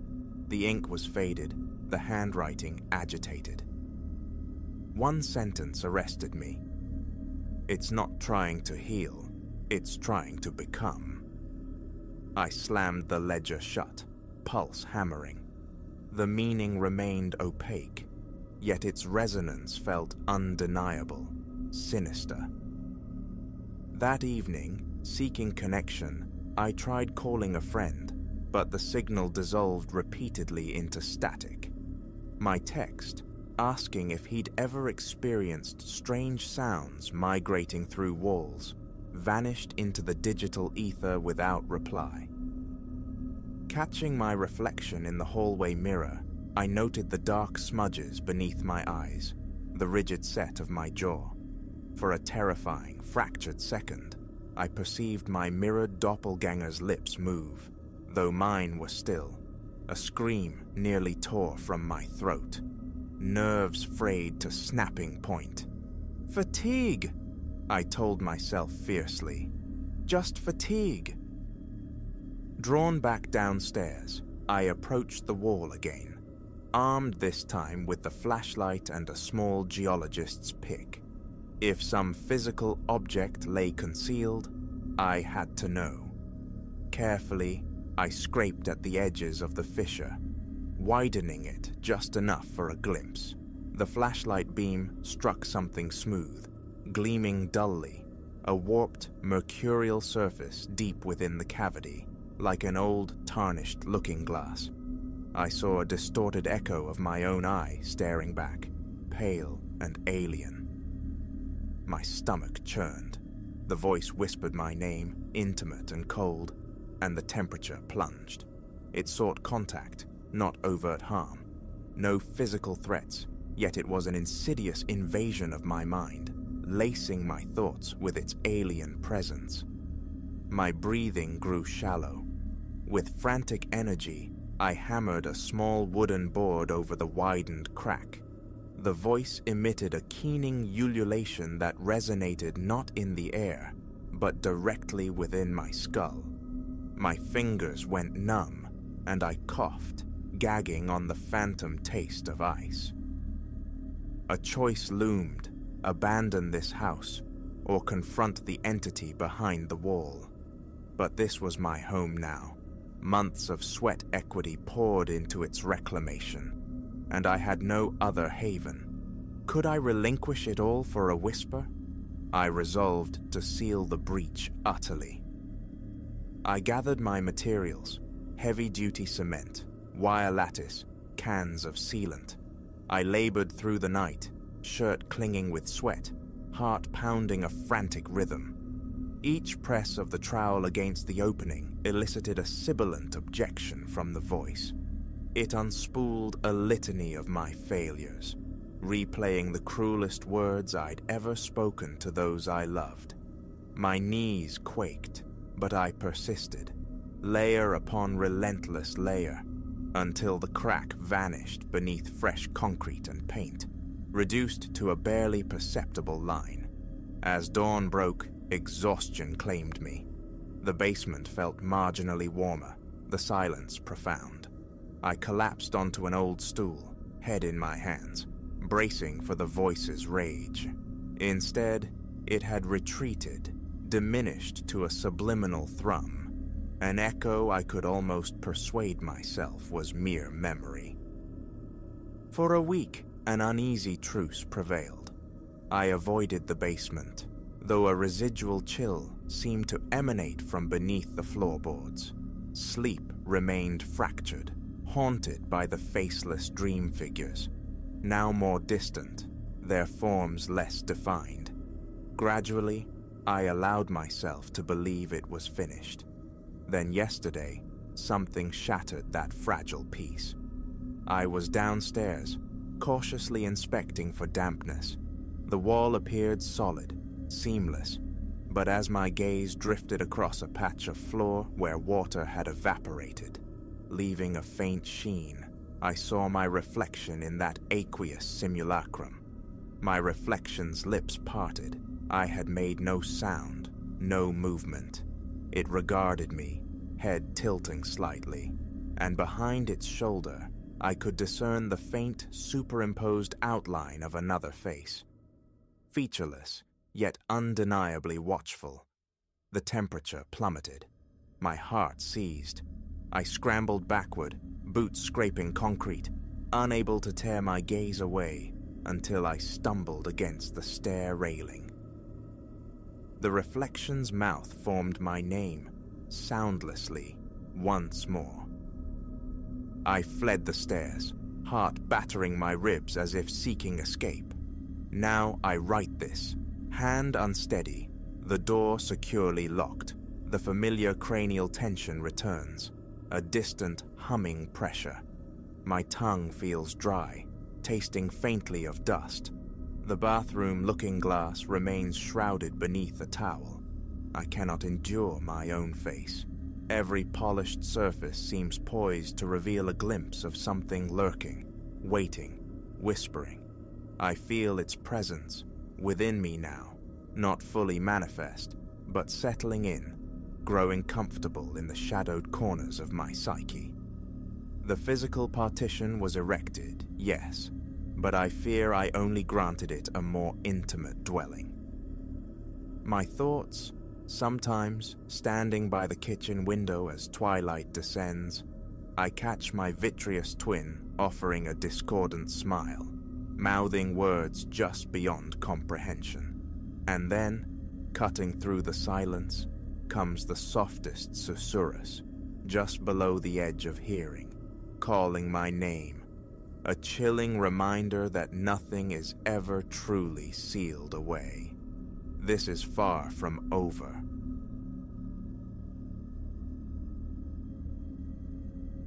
The day those looking glasses came into my possession remains etched sharp against the blur of memory. I was navigating the hushed labyrinth of an estate sale, a cavernous room choked with the ghosts of furniture and forgotten sundries.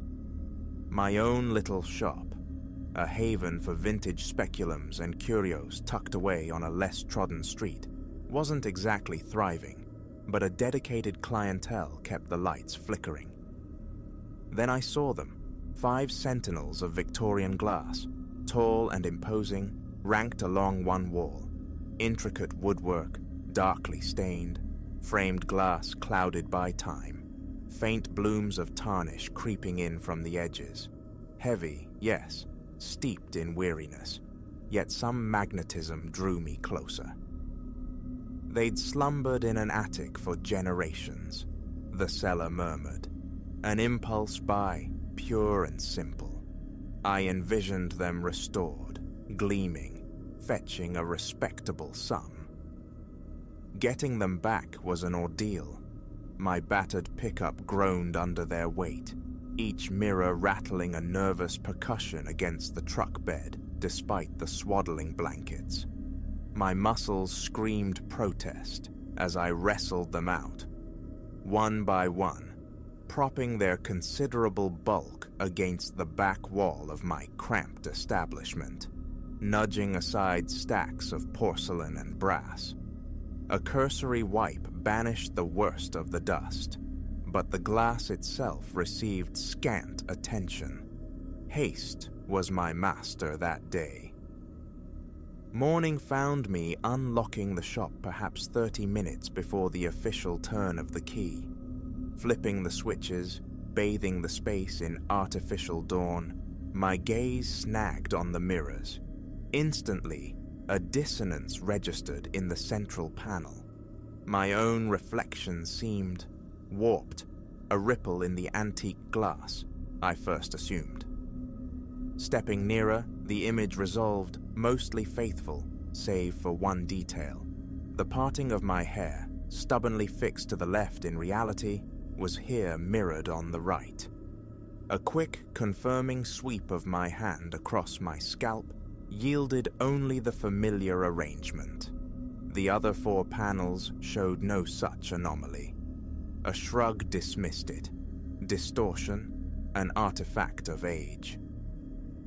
Later, a browser ambled in, his interest piqued by the quintet.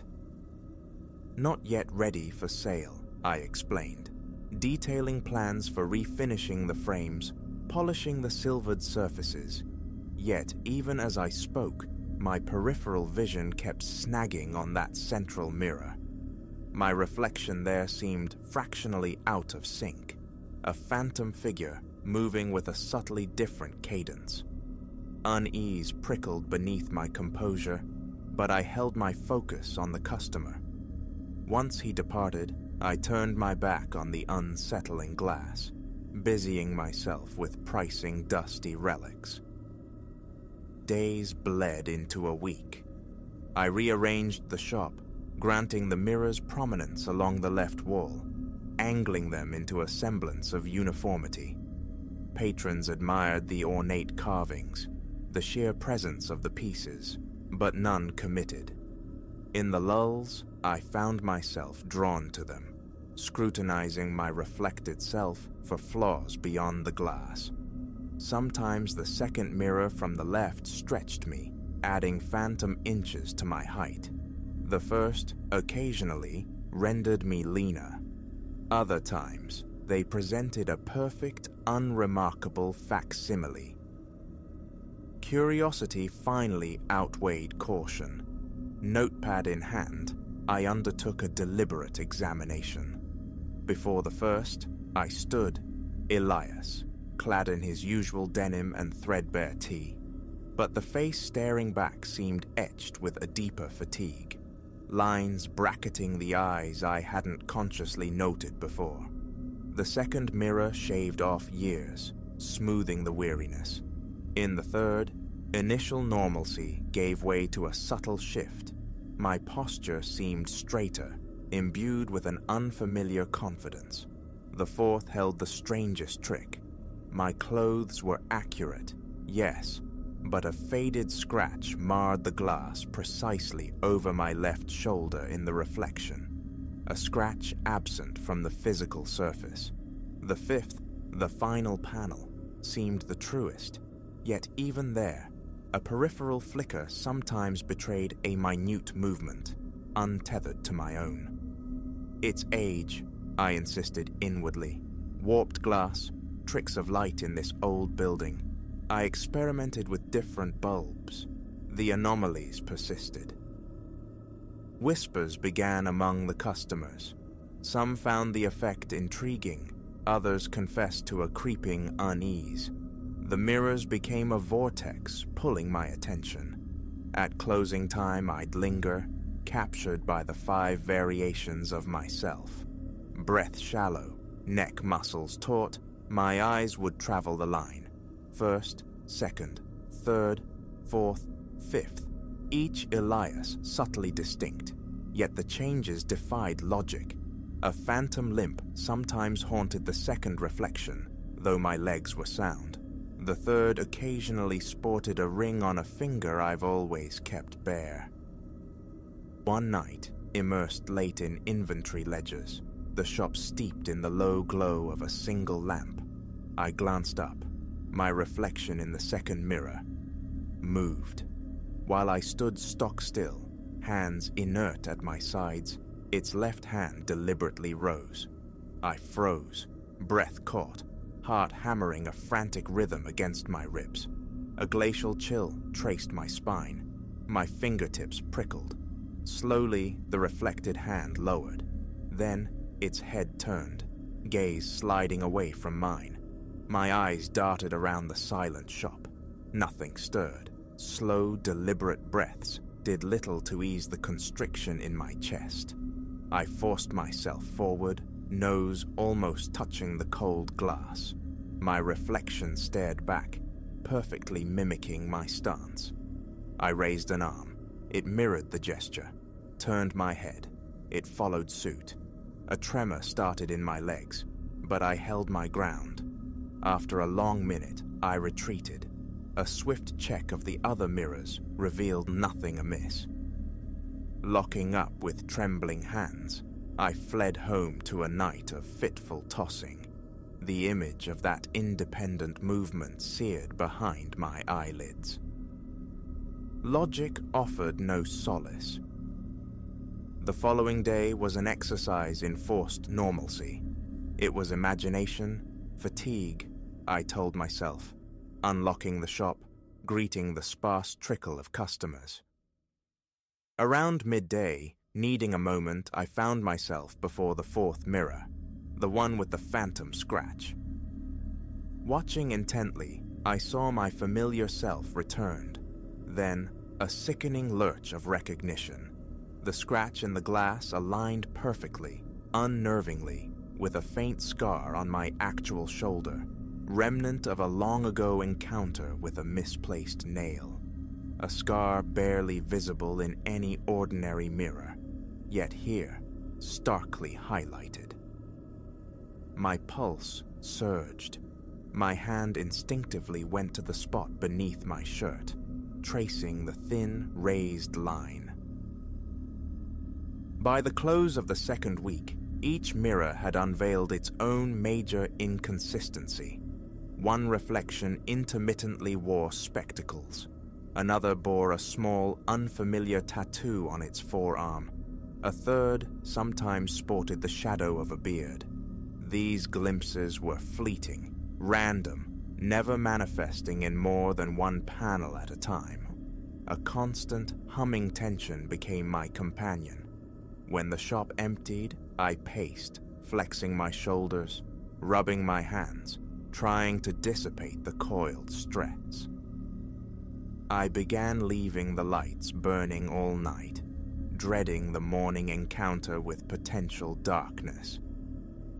One evening, after locking the door, I surrendered.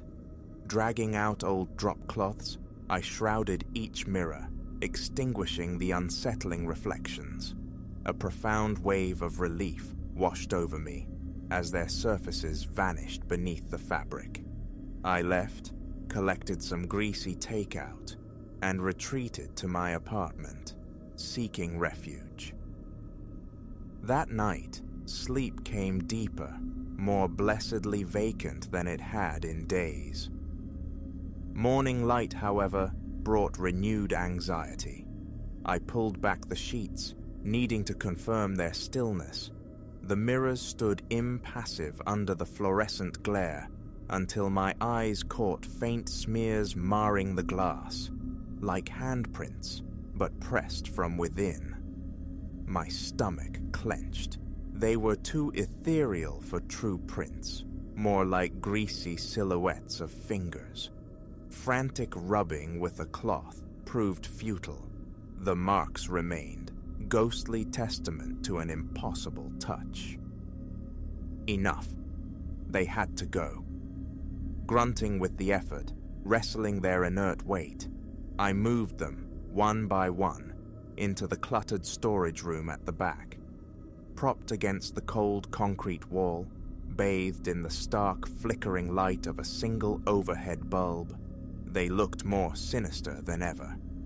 My heart hammered as I arranged them side by side, inadvertently creating a panorama of distorted Eliases, each subtly different, though I stood unwavering before them. A bruise bloomed on one cheek, another seemed inexplicably healthier, a third slumped with profound exhaustion. A lump formed in my throat, my legs unsteady. I refused to linger, quickly draping them once more in their shrouds before retreating to the relative sanity of the shop floor. Over the next week, I fought to banish them from my thoughts, but the effort was often undermined by faint, furtive sounds drifting from the storage room. A soft tapping, a dry brushing noise. Entering the room induced breathlessness. I started leaving the light on in there too, a constant weak bulwark against the oppressive dread that thickened each time I passed the door. My appetite waned. Days became a tightrope walk of frayed nerves, startling at every creak of the old building. Nights were worse, sleep fractured by vivid, disjointed images.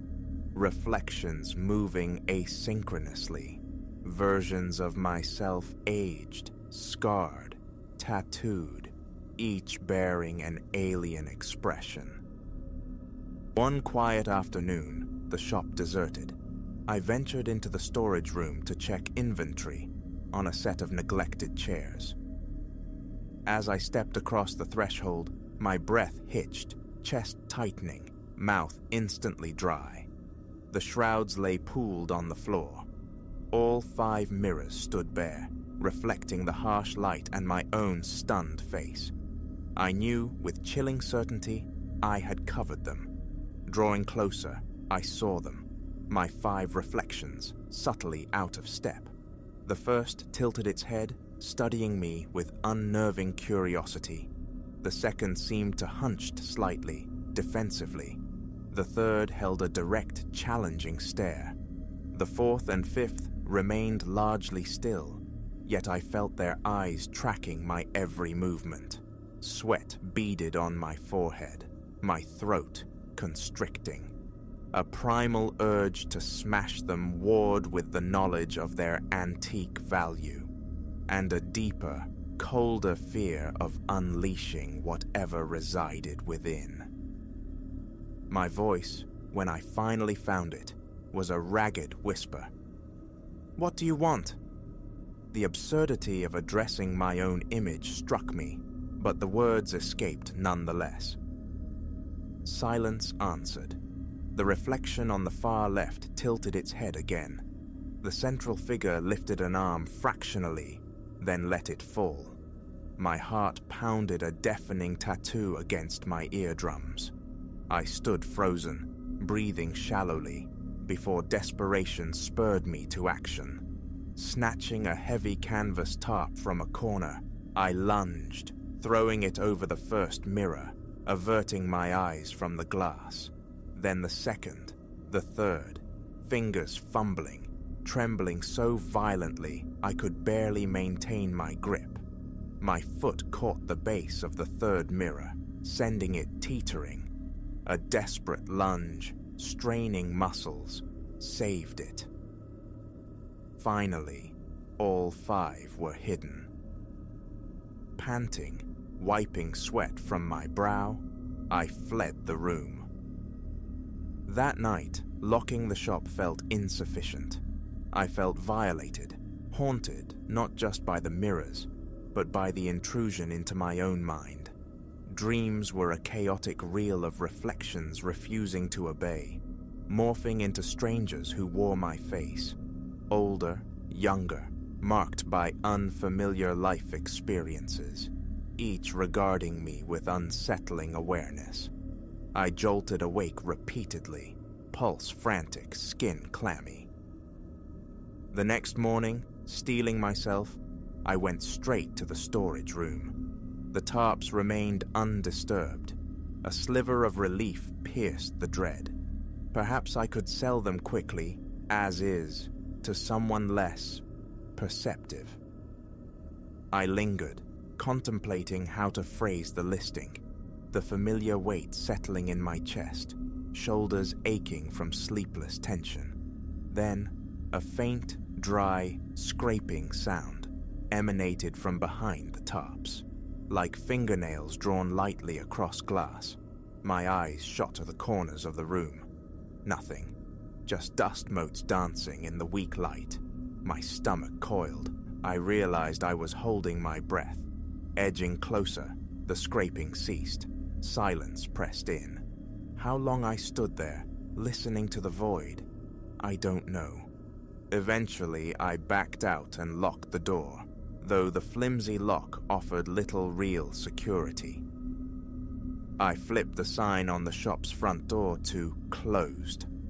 Behind the counter, I sat, trying to regulate my breathing, the thudding of my own heart loud in my ears. My phone buzzed, ignored. The mirrors dominated my thoughts, squatting malevolently in the back room. The rest of the day dissolved into aimless pacing, furtive glances at the storage room door, a constant battle against the urge to check the tarps again. Every settling groan of the building made me jump.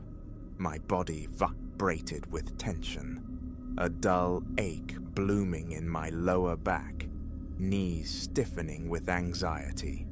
The thought of calling someone, anyone, surfaced, only to founder on the certainty of disbelief.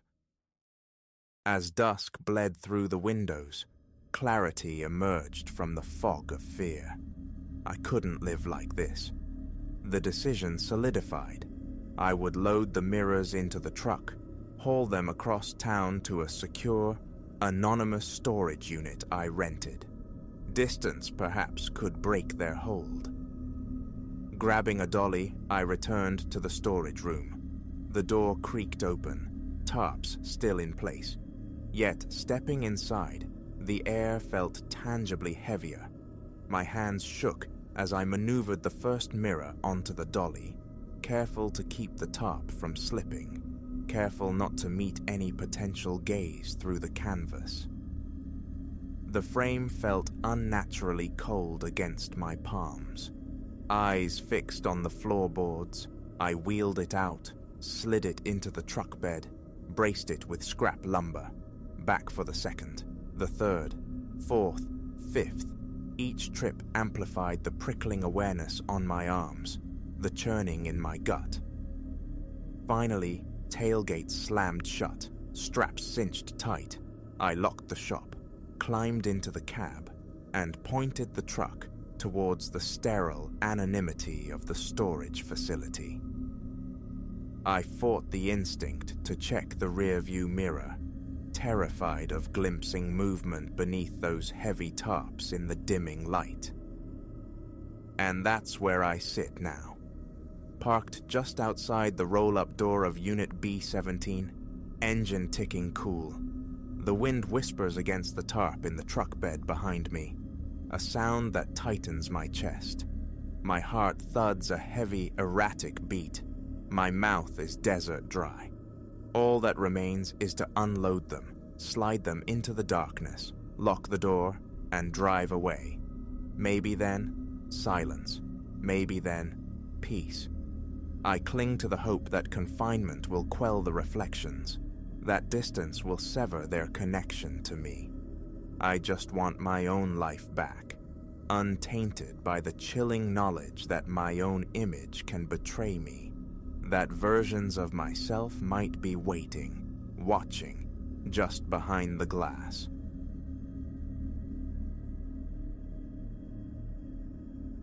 That first glimpse of my new neighbors, enacting their peculiar tableau in the shadowed privacy of their backyard, struck me merely as a flourish of the unconventional. Suburbia, after all, bred its own quiet strains of oddity, but weeks bled into months, their nocturnal activities acquiring a disturbing cadence, a deepening stain on the neighborhood's placid facade. Suspicion, cold and sharp, began to prickle. The unassuming house beside mine, with its neatly trimmed hedges and silent windows, perhaps wasn't dormant at all, but dreaming a dark and ravenous dream. My own burgeoning curiosity, I realize now, was the first step onto a precipice, a path destined to fray the edges of my sanity and unravel the very weave of the reality I inhabited. My name is Alara, 34 years old, a weaver of words trading the city's clamor for this hushed enclave 6 months prior, hoping its quietude would nurture the novel blooming fitfully within me. This street, initially, felt like sanctuary, lawns like green velvet, smiles exchanged over fences, a fragile sense of belonging I'd craved. Then, the thorns arrived, dragging their peculiar atmosphere behind them like a shroud. Something about them resonated falsely from the start. Silas and Moira Thorne accepted my welcome offering, a basket laden with jams and local bread, with practiced politeness, yet their smiles were masks, their eyes holding no light, their twin children, hovering near the cusp of adolescence, possessed an unnatural stillness, their gazes often fixed on me with an intensity that felt less like childish curiosity and more like appraisal. The dissonance began subtly, nocturnal murmurs, less song than guttural intonation, drifting from their yard, cryptic sigils chalked onto their garage door, stark white against the grey paint, only to vanish by dawn's first light. Deliveries arrived shrouded in canvas, bulky and indistinct, sometimes trailing a faint, cloyingly sweet miasma that clung to the air. I tried weaving explanations, flimsy threads of rationalization. Perhaps they were devotees of some esoteric philosophy, practitioners of an arcane craft. Harmless, surely. Then the first full moon after their settling cast its argent glow. I was wrestling with a stubborn paragraph, the cursor blinking mockingly on the screen, when the sound began. A low, resonant chanting that pulsed not just through the air, but through the very structure of my house. Compelled, I extinguished my desk lamp and crept to the bedroom window, the one affording a clear view into their domain. The sight froze the marrow in my bones. There, gathered around a crudely assembled altar of fieldstone, stood the entire Thorn family, cloaked in obsidian robes. Silas, his face stark in the moonlight, intoned phrases from a tome bound in what looked disturbingly like aged leather, his voice a hypnotic drone in a tongue utterly alien. Moira stood sentinel beside him, moonlight glinting wickedly off the curved blade she held aloft, and upon the altar, bound and struggling weakly, lay a creature, a large quadruped, its form distorted, somehow wrong in its proportions. As I watched, paralyzed by a dread deeper than any I'd known, Moira raised the dagger high. The chanting swelled, reaching a feverish crescendo, and then I wrenched my gaze away, pressing my hands to my ears, yet the sound still pierced through. A high, agonized bleat, abruptly choked off by a wet, final gurgle. Sleep offered no refuge that night. I huddled beneath my duvet, trying to convince myself it was a nightmare conjured by stress and solitude. But morning revealed Silas, methodically hosing down a dark, viscous stain on their flagstone patio. The reality was undeniable, brutal. From that dawn onward, obsession took root. Unearthing the Thorn's truth became a consuming need. I began chronicling their movements, a meticulous logbook of every nocturnal errand, every whispered chant, every flicker of strangeness. The full moon rituals persisted, each iteration seemingly grander, more charged than the last. Tentative inquiries with other residents yielded nothing but blank stares or benign platitudes. Mrs. Gable from across the street lauded the Thorns' charming garden fates. It was a chilling isolation. I alone seemed attuned to the wrongness humming beneath the suburban harmony. One sun-drenched afternoon, seizing an opportunity while the Thorns were absent, I summoned my courage and peered through the grimy pane of their garage window. A strangled gasp caught in my throat.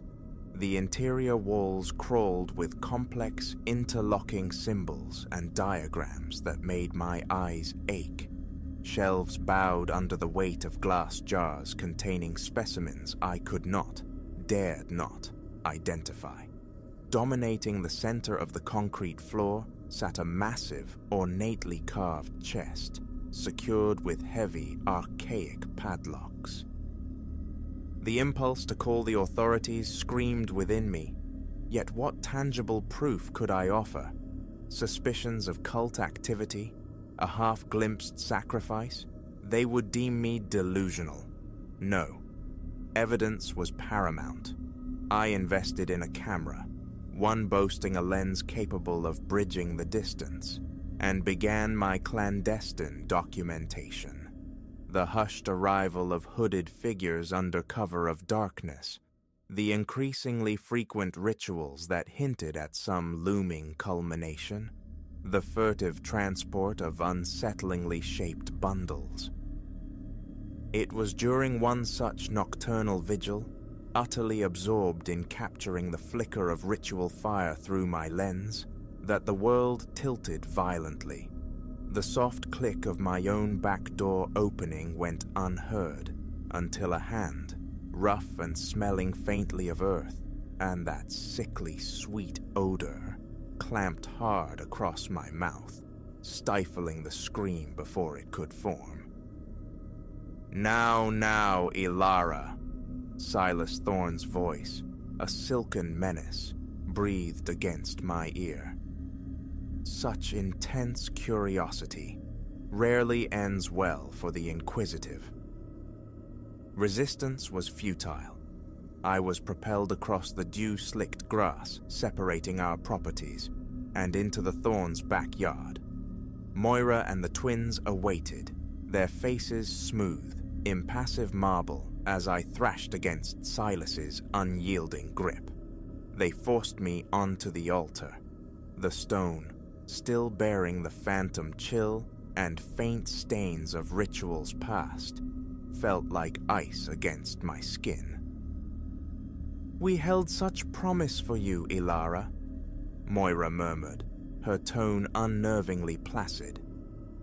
"A willing acolyte, perhaps, but your prying nature, it simply wouldn't allow for peace, would it?" As their unified chant began anew, a profound lethargy descended. My limbs grew heavy, unresponsive. Thoughts swam in a thickening fog. Through this encroaching haze, I perceived Moira raising the curved dagger. Its blade seemed to pulse now, suffused with an eerie internal luminescence. She drew back her arm for the final strike, and then the night exploded. A blinding flash bleached the scene white, followed by a sonic boom that shook the very ground. Suddenly, the yard teemed with figures clad in armor that shimmered like captured starlight, wielding swords that crackled with raw, contained energy. The Thorns scattered, emitting sounds of fury and primal fear that were utterly inhuman. The radiant newcomers pursued, relentless, save for one who knelt beside me on the altar. A warm hand touched my forehead. "Be still," resonated a voice like celestial harmonies. "The peril has passed." As the paralysis receded and clarity returned, I found myself gazing up at a being whose brilliance was almost painful to behold. They helped me sit, my limbs trembling. The backyard had transformed into a chaotic battleground. The Thorns fought with a terrifying ferocity, their bodies warping, twisting, momentarily defying the known laws of physics and sanity. What is happening?" The words scraped my throat raw.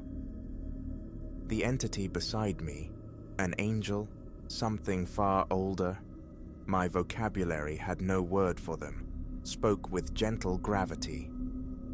"Those you knew as the Thorns are not native to this plane. They are ancient predators, feeding on dissonance and dread. Our hunt for them spans dimensions." Even as they spoke, Silas Thorne unleashed a shriek that tore at the fabric of the night as one of the armored figures impaled him with a blade of pure light. His form seemed to implode, collapsing into a point of impossible density before vanishing utterly. The conflict ended swiftly thereafter. Moira and one of the twins suffered identical fates, disintegrating into nothingness. The remaining twin was subdued, bound in fetters of light, that elicited agonized hisses. The being who had shielded me helped me to my unsteady feet. "You have shown remarkable fortitude, Ilara, yet your trial is not entirely concluded. You have witnessed phenomena beyond human ken, glimpsed truths that could destabilize the foundations of your world." A cold dread settled in my stomach. "What are you saying? Will you eliminate me?" A sound like wind chimes stirred the air. Laughter. "No, nothing so indelicate, but the integrity of your reality and ours must be preserved. We can excise these memories, allow you to return to your former existence, the slate wiped clean. Or, I whispered, caught between terror and a strange burgeoning exhilaration. "Or you may choose to serve. Join our ageless vigil against the encroaching shadows that threaten not only this world, but all realities. The path is arduous, fraught with peril, yet it offers purpose and wonder far exceeding the scope of your previous imaginings." I stood there, adrift in the wreckage of my quiet life, my mind grappling with the impossible. The allure of forgetting, of sinking back into the comforting ignorance of my writer's existence, was potent. But gazing upon these luminous beings, upon the undeniable evidence of a cosmos vastly more complex and terrifying and beautiful than I had ever conceived, I knew retreat was impossible. The knowledge, once gained, could not be unlearned. "I'll do it," I declared, my voice finding unexpected strength. "I want to help." The being smiled, a radiance so profound it stung my eyes. "Then welcome, Ilara, to the Continuum Guard. Your initiation commences now." A shimmering rift opened in the air before us, a tear in the night, revealing swirling nebulae and impossible geometries. I cast one final glance at the familiar silhouette of my house, at the tranquil suburban street utterly oblivious to the cosmic horror it had so narrowly escaped. Then, drawing a breath that tasted of starlight and ozone, I stepped forward into the unknown, ready for whatever splendors and terrors awaited beyond the veil. Today, navigating the liminal spaces between dimensions, my former life feels like a half-remembered dream, yet regret finds no purchase here, for I know the truth now, that beneath the mundane skin of reality, an eternal war between luminescence and oblivion rages, and I stand, humbled and resolute, on the front lines, a guardian not just of my old, quiet street, but of all existence against the things that fester in the darkness between the worlds.